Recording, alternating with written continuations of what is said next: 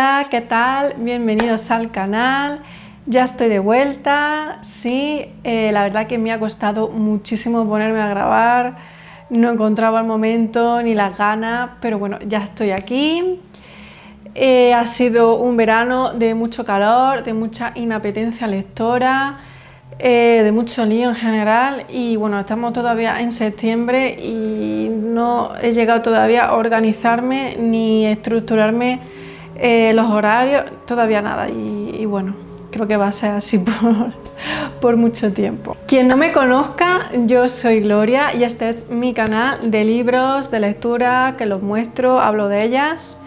Y ya está, en este vídeo voy a hablaros de las lecturas que he tenido este verano.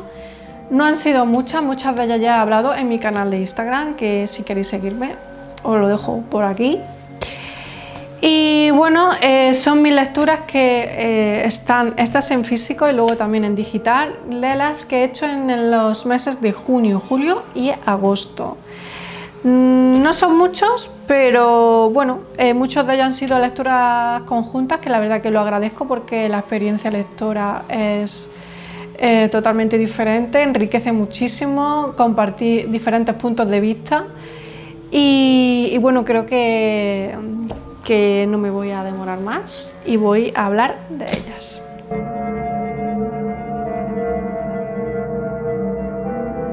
El primer libro es La paciente silenciosa de Alex Michaelides de Alfaguara. Os lo dejo por aquí, lo que es la cubierta. Este libro es uno de los que tenía pendiente para leer en este 2025, que si no habéis visto el vídeo de los libros que me apetecería leer este año, os lo dejo también por aquí. Pues bueno, uno de esos libros es este. Y bueno, esta historia se podría encasillar o categorizar como un thriller psicológico, no es terror como los lectores de terror conocemos. Y bueno, en sí me ha gustado, la historia también me ha gustado y bueno, tiene algunos peros. En esta historia, en La paciente silenciosa, nos encontramos con Theo, que es un psicoterapeuta que sigue muy de cerca el caso de Alicia Berenson. Esta mujer es muy famosa, es una artista de renombre que termina con la vida de su marido y deja de hablar. Este psicoterapeuta sigue muy de cerca este caso y logra trabajar en la institución en la que es internada tras pasar el juicio y bueno, quiere tratar el caso de esta mujer, de Alicia Berenson, muy de cerca, porque quiere intentar conseguir que hable, porque lleva como unos 6 años sin hablar. El misterio que engloba esta historia es la duda que te emerge, el por qué esta mujer, esta artista, termina con la vida de su marido a través de reiterados disparos y deja de hablar. Esa es la duda y el misterio que te engloba en esta historia. ¿Por qué no se digna a decir ninguna sola palabra? Bueno, pues todo parece estar relacionado con la gente con la que se relaciona y también pues con como que intenta dar pistas a través de sus cuadros, porque ella, al ser artista, es pintora, pues es su manera de expresión o de intentar dar como pequeñas pistas. Es a través de la pintura y a través de sus cuadros y también pues, del círculo que la rodea, pues se intenta averiguar qué es lo que ha pasado. A pesar de que la historia engancha muchísimo y que gusta mucho saber ese misterio, toda la historia la sabemos desde el punto de vista de Theo, pero si yo me pusiese, durante la historia yo me he puesto en el lugar de Alicia, y yo me he sentido invadida.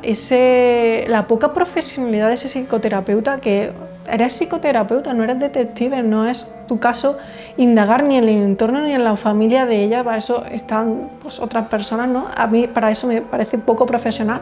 Y luego la manera en la que intenta dialogar con Alicia, a mí Vamos, yo me he sentido violenta, a mí me ha parecido un sentimiento de angustia y de decir, por favor, déjame en paz. Es un tipo de historia que te sentirás como un poquito engañada, un poquito como que te están tomando un poquito el pelo. Este tipo de obras que intentan esto jugar contigo o que tienes que estructurar las cosas y saber ese misterio, pues yo creo que es un thriller psicológico que la verdad que gusta mucho y que es bastante entretenido. El siguiente libro es la otra parte. En el anterior vídeo enseñé El diablo en el arte de Alix Paré, de la editorial Akal. Pues el otro que me quedaba por hablaros es el de las brujas en el arte, también de la misma historiadora, Alix Paré.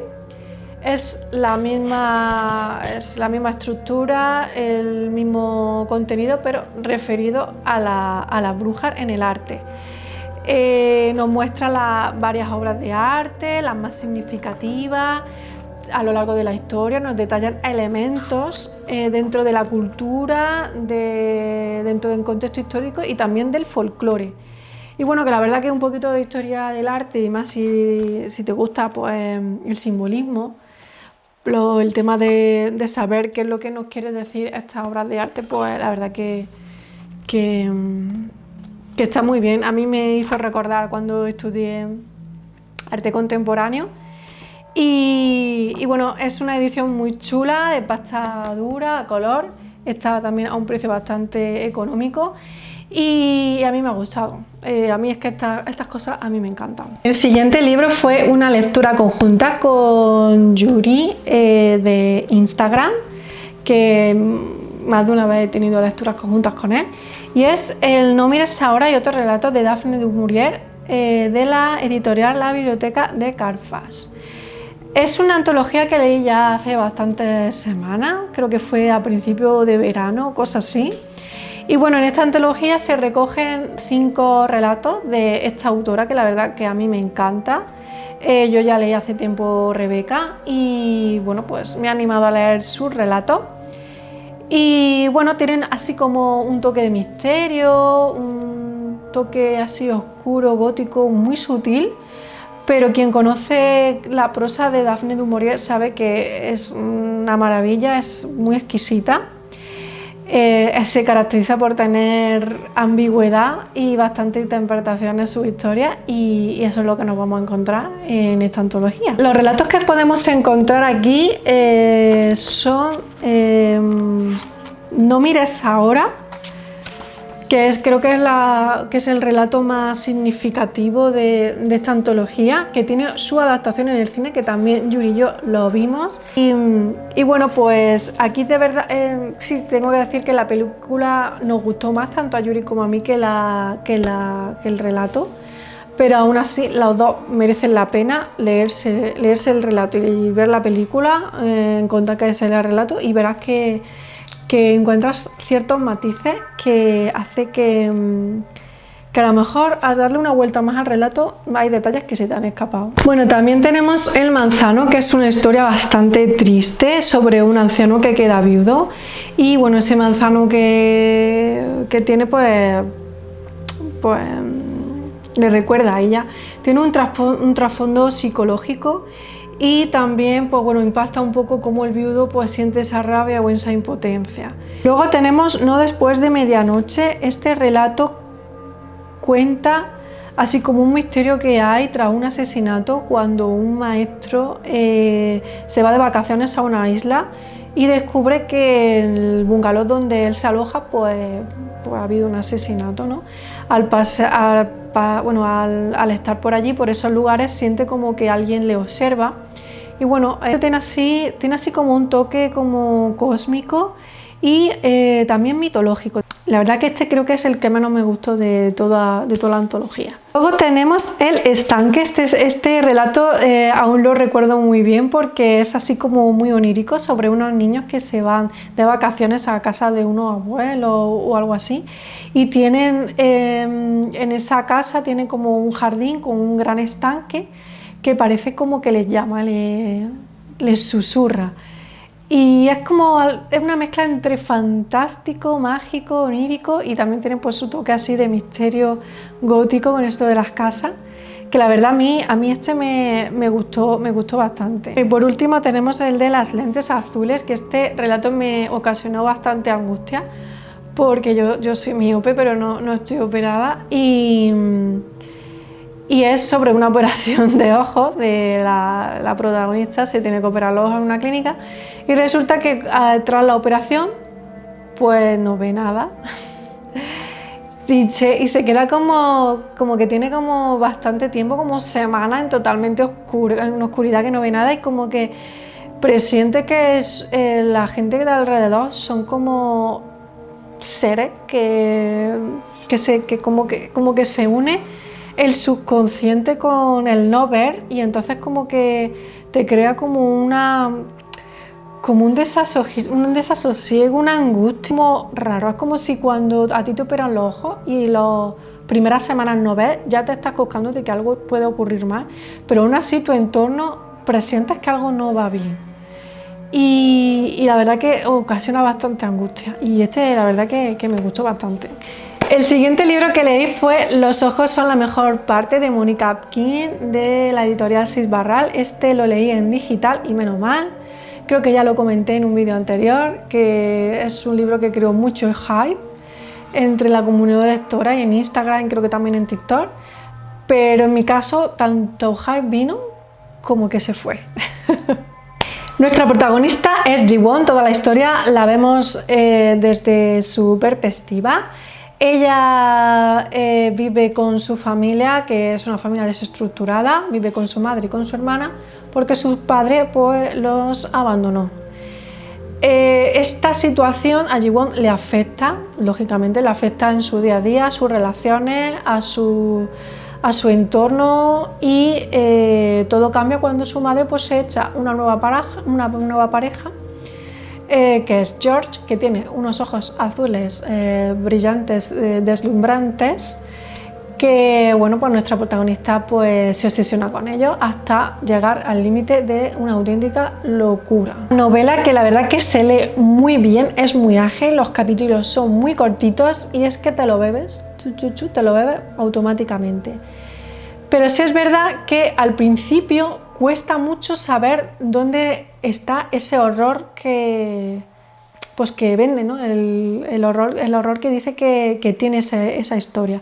Porque al principio, bueno, te cuentan pues eso, un drama familiar, de una familia rota, donde hay muchos miedos heredados, muchos traumas, pero ya cuando empieza la protagonista a obsesionarse con los ojos de la nueva pareja de su madre, pues es cuando empieza ya ahí lo más turbio. Pero claro, es una manera de contar que tiene la protagonista. Estamos hablando de una estudiante, ella no es una psicópata ni una asesina profesional, y es que todo le sale bien, no hay guayas por ningún lado. La actuación de la policía me parece patética, los personajes son insustanciales. Ji-won ya me empezó a chirriar ya al principio, las primeras páginas. George, el novio de la madre, es una persona súper tóxica, racista, depravada, en fin, vamos, un personaje de manual.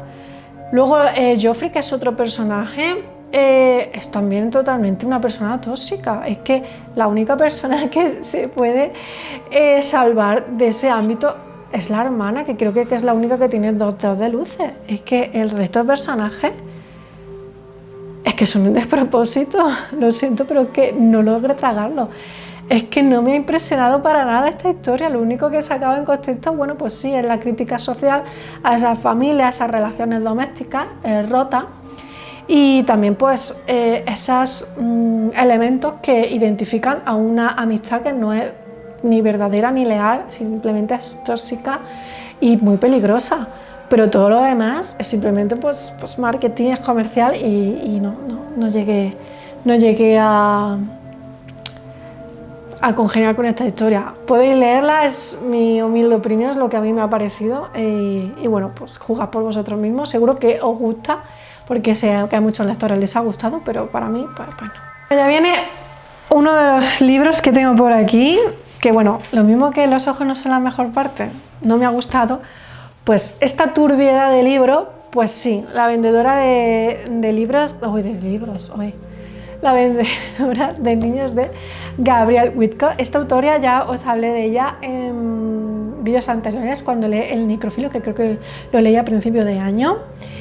Y bueno, pues quien lea Gabrielle Whitco o te gusta o no te gusta, no hay término medio, porque Gabrielle pues es muy peculiar. Su narrativa es muy elegante, es muy preciosa, tiene un estilo muy único, pero sí es verdad que no es para todos los lectores porque lo que cuenta pues son cosas muy crudas, muy fuertes. El nivel de la vendedora de niños más o menos se equivale más, como quien haya leído El Necrófilo, pues más o menos están al mismo nivel, aunque creo que a mí esta historia me ha trastocado muchísimo más, me ha dolido. Y bueno, aunque aquí Gabrielle no te cuenta una historia como tal, sino que lo que te narra fueron unos hechos que sí que es ficción lo que cuentan, pero que están basados en algo que de verdad pues ocurría en la Revolución Francesa. Ya en su prólogo ya nos adelantan de que este libro tuvo muchas dificultades para ser publicado por editoriales, ya de por sí por el tema del que trata, ya que su foco principal es la muerte en todos sus horrores posibles. Aquí se cuentan perversidades y sobre todo perversidades ya de mentes muy perturbadas y tocando uno de los temas más sensibles, que es la infancia. Algunos lectores es verdad que la consideran morbosa, pueden considerarla provocadora. El Marqués de Sade es uno de sus clientes en esta historia. La verdad que yo he sufrido, a mí me ha conmovido muchísimo, pero a la vez me ha hecho recordar lo cruda que es la realidad a veces y que hay cositas en la historia, ¿no?, que supera mucho la ficción. Y este libro la verdad que es que te deja tocadísima. El siguiente libro es Un hambre insaciable de Chelsea G. Summers. Esta lectura fue también una lectura conjunta de Yuri, que la hicimos varios lectores. La verdad que la experiencia fue muy enriquecedora, no tanto como la novela porque también fue un poco chasco, no tanto como el de Los ojos son la mejor parte, pero no llegué tampoco a gustarme del todo esta historia. Aquí tenemos a nuestra protagonista Dorothy, que es una crítica gastronómica muy famosa, que le gusta pues hablar pues, de su vida, de su estatus social, pero en el fondo pues es una psicópata de manual con mucha ansia de poder. Ella desde sus privilegios pues nos cuenta y nos narra pues todas sus experiencias tanto laborales, todas sus relaciones amorosas, también íntimas, sus amistades y bueno, y cómo es capaz de usar todas las herramientas que tiene a su alcance para cumplir todos sus caníbales deseos, sus crudos deseos. Lo mismo te habla de cómo se hace una receta, como de cómo le ha ido la noche con algún amiguito, en fin. Todos sus deseos van siempre por encima y ella con un orgullo no lo cuenta, pero durante la historia ya averiguaremos el cacho de monstruo de persona que es. La narración en sí me gustó bastante, muchísimo más que la de Los ojos son la mejor parte, porque esta protagonista pues sí, tiene un perfil más psicópata, lo analiza todo, sabe ya del principio sabes lo que es. Ella desde prisión nos va contando su historia, todo lo que ha sucedido hasta llegar hasta donde está, pero sí es verdad que se hace un poquito pesado porque la autora incluye tanta jerga gastronómica que las personas que no estamos familiarizados o con un poquito de interés en eso, pues como que sobra bastante. Es que se tire páginas y páginas describiéndome cómo se hace una receta, cuando yo lo que quiero o la intención que tengo yo al leer este libro es otra cosa, pues la verdad es que se hace un poquito pesado. Por otro lado, se vende como obra feminista. Es un American Psycho, pero se supone que la protagonista en sí es como una mujer, ¿no? Se supone que un cuento de hadas feminista oscuro y delirante. a ver, feminista como feminista, pues no, a mí no me representa esta historia a lo que yo considero que es feminismo, ¿no? La protagonista es mujer y que no se le debe mirar mal por lo que hace, que a lo mejor si lo hace un hombre no se mira tan mal y es más criticable porque sea mujer. Es que yo lo veo como muy básico, eso lo podemos encontrar en muchas historias, pero no clasificarla como que sea una historia de feminista, porque yo no lo considero como tal. Tiene algún matiz, algún elemento, pero más bien es más crítica que otra cosa, ¿no? Pero vamos, que cuando llega lo interesante ya te has leído medio libro y ya casi la historia te parece un poco pues, indiferente. El siguiente libro que leí fue El exorcismo de mi mejor amiga de Grady Hendrix. ¿Tenía intención de leer Horror Store para estrenarme con el autor? Sí, lo he hecho no. Me apetecía mucho encontrar una historia así con vibes veraniegas, ochenteras. Y mira, ¿por dónde? Digo, anda, pues mira, El exorcismo de mi mejor amiga. Y me lo leí y la verdad es que me gustó. El tema principal es en sí la fidelidad y la amistad entre dos amigas, dos mejores amigas, que son Abby y Gretchen. Y bueno, la cosa empieza a cambiar cuando una de ellas, Gretchen, desaparece y vuelve días después, creo, y ya no es la misma. Ya Abby nota que algo ocurre. Reconozco que esta historia está muy bien ambientada en los años 80, en esa relación de amistad, esa fidelidad, de cómo cuentan esas experiencias locas que todos, pues, cuando éramos adolescentes, de la infancia a la adolescencia, pues hemos vivido. Esas ideas tan de niño, de aventuras. El autor lo desarrolla todo súper bien, la historia es súper entretenida. Para mí me pareció un poquito larga, pero se lee, es ágil, es bastante ágil. Los personajes están muy bien estructurados, muy bien desarrollados.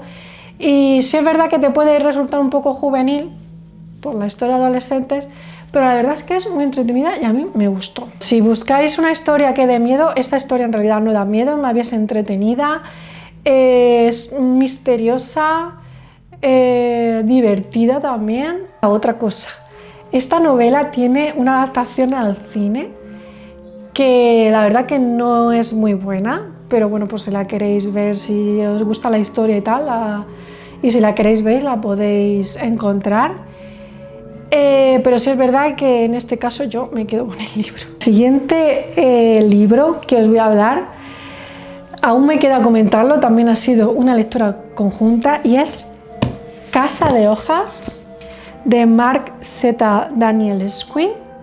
Y bueno, ¿cuál ha sido mi impresión de esta obra tan famosa y peculiar que aún a día de hoy sigo pensando en ella, de lo loca que te deja?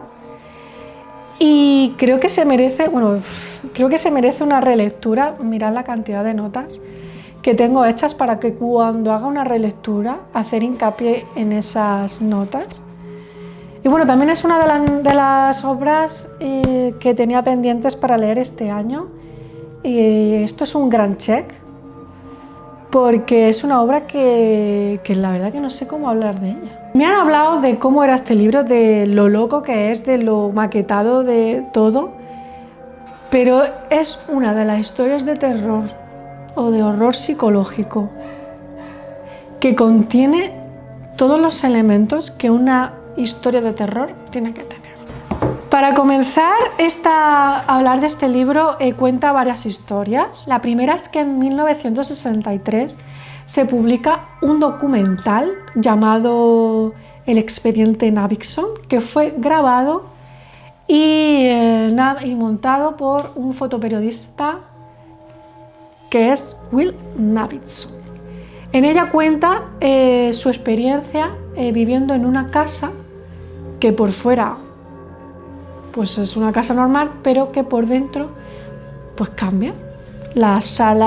Hay salas ocultas, va cambiando interiormente, hay como que aparece en esa casa un espacio y al entrar en ese espacio en un oscuro pasillo, pues como que la casa parece más grande de lo que es. Cambia totalmente la casa de forma como de tamaño. Y todo depende de la persona que entra y de las sensaciones y emociones con la que te encuentres al entrar en ella. La verdad es que es algo muy loco. Esa casa, las descripciones de esa casa son una locura porque hay pasillos oscuros, un montón de puertas, escaleras interminables. También se escuchan ruidos, parecen como figuras, bestias, sonidos así como guturales, unas cosas muy raras. Es que es totalmente una experiencia y todo tiene un porqué en esta historia. Cada pie de página en sí es verdad que yo todos los pies de página no los he leído, pero muchos de ellos sí, incluso he buscado algunos datos y es que aunque por más que te adentras en esta historia, más loca parece. Es que es una locura. Por otro lado está la historia de que este documental es como analizado y detallado por otra persona, por un anciano que es Zampano. Y también hay otra historia de un joven que se llama Johnny Truant, que es tatuador, que se encuentra con los escritos de Zampano hablando de este documental y con todos los datos, con todas las notas, fechas, en fin, es como si fuese una historia matrioska o historias paralelas, que es como que te lo van contando a la par para que veas los distintos puntos de la historia en diferentes situaciones y líneas temporales. Es bastante lioso, pero lo grosso de esta historia es lo aterrador y lo paranormal que ocurre en esta casa. Es que te trastoca, es que lo notas, los sentidos que sientes al leer esta historia es que lo notas. Es verdad que es un libro que exige mucho tiempo y mucha atención, porque todos los pies de página tienen datos. Cómo está maquetada también, porque todo tiene un porqué. Todo tiene un porqué. No lo voy a contar porque si no, la experiencia lectora os la quito. Pero vamos, que mira, es que hay páginas que solamente tienen 2 frases o están al revés, letras más grandes, letras más chicas, en color también, hay datos tachados, en fin, que hay hasta partituras. Es que esto es una locura, es que es totalmente una locura.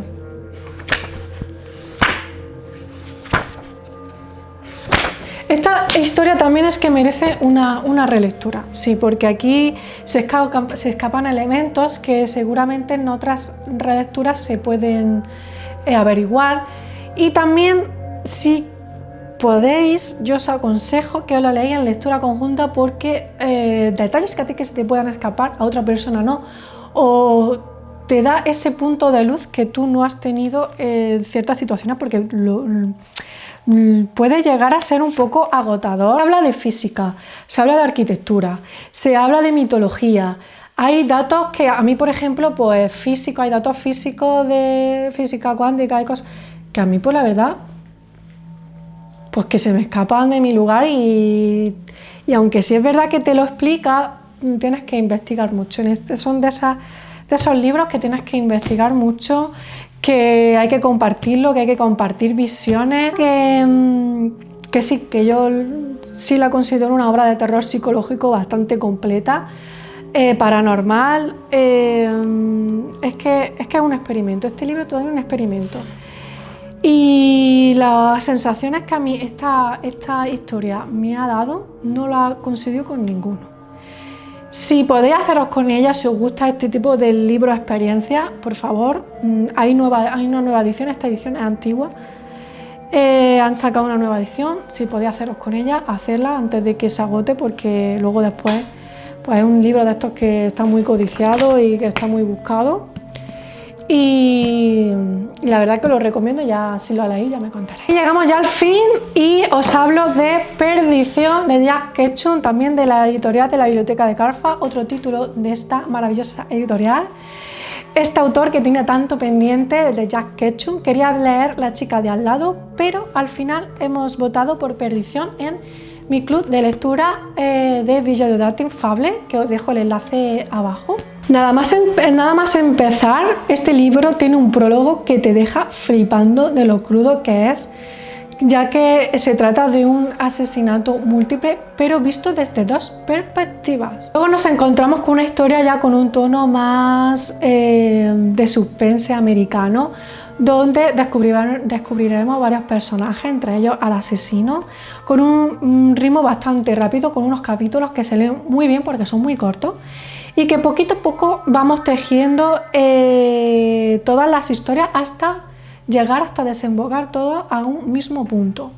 Cada personaje tiene su propia personalidad, toda su rabia, tiene su propia procesión, su tristeza, todas las emociones las capta muy bien Jack Ketchum. Creo que es una de las cosas que más me gusta, que es cómo describe y cómo dota de personalidad a cada uno de sus personajes. También la cantidad de referencias que tiene esta historia, tanto de la música de la época, la historia está basada en los años 60, finales de los 60, principios de los 70, por ahí. Y también pues va contando también pues sucesos que ocurrieron en esa época, como el asesinato de Sharon Tate por la familia Manson, y cómo toda esa historia causó tanto revuelo en la época. Más me gustó, aparte de cómo desarrolla y cómo dota de personalidad a cada personaje Jack Ketchum, es el estilo narrativo de este autor. No aburre para nada, es súper entretenido. Es que aunque no ocurra nada en ciertas páginas, no te aburre. Y eso es algo que me gusta porque me ha ayudado a no despegarme de esta historia en mucho tiempo. Y aunque sí es verdad que las historias que cuenta son muy crudas, muy realistas, utiliza un lenguaje muy directo y sin tapujos, son historias que te detallan muy bien, con unas escenas muy reales, que la verdad que no se te van a olvidar nunca. El final sí es verdad que no me impactó tanto como el principio, pero la verdad que te deja muy buena sensación de boca, muy buen final para la historia que es. Y la verdad que lo recomiendo. Si queréis empezar con Jack Ketchum y no queréis empezar fuerte, queréis tantear cómo es la narrativa de este autor, pues yo la verdad que aconsejo Perdición. Todos estos libros son los que he disfrutado, además de los que he dicho digitales, todo este verano. La verdad que no ha estado mal, he podido pasar bien este verano, he tenido variedad de lectura y me encantaría saber qué tal vuestro verano de lectura, qué libros ha marcado, qué me recomendáis también para leer y que os reseñe en este canal. Nada, os doy mil gracias por estar aquí un vídeo más acompañándome en este pequeño canal. Y si no queréis perderos más vídeos, podéis suscribiros. Abajo os dejo mis redes sociales por si queréis seguir mi contenido en otras plataformas. Y ya está, ya nos veremos en otro vídeo.